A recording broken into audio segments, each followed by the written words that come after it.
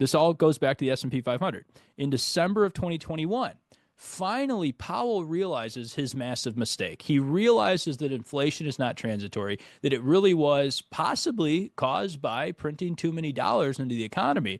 And he starts this aggressive cutting, or we would even call it a hawkish Fed. We would call it a tightening cycle. He starts this aggressive tightening cycle at the end of 2021 and into most of 2022. So you'll remember we went from 0% interest rates, where a 30-year treasury would pay 1 or 1.5%, a 30-day treasury paid 0.5%, to all of a sudden now rates were 5.5% on the short term. That's a major change in policy. And so all these people trying to give Jerome Powell a Nobel Peace Prize for crushing it at the Fed really don't have perspective, because he is the person, in my opinion, who caused a lot of this runaway problem in the first place. So he allowed, and I'm, again, get into politics if you want, but this happened under President Trump, and it was continued under President Biden. At some point, there should have been some fiscal discipline. We should have never passed the Inflation Reduction Act. We should have never passed, which is goofy that they even called it that. It was completely backwards. It caused inflation. We should have never passed a lot of these follow-up bills. And again, I blame the Republicans. I blame the Democrats.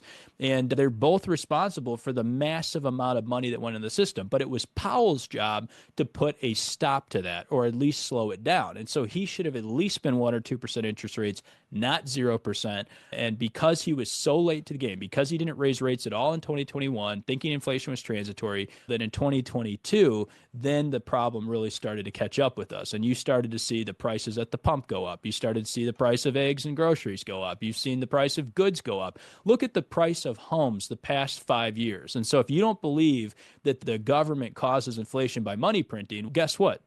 M2 money supply is up about 45% the past 5 years. Guess what? The average median home price is up the past 5 years, about 45%.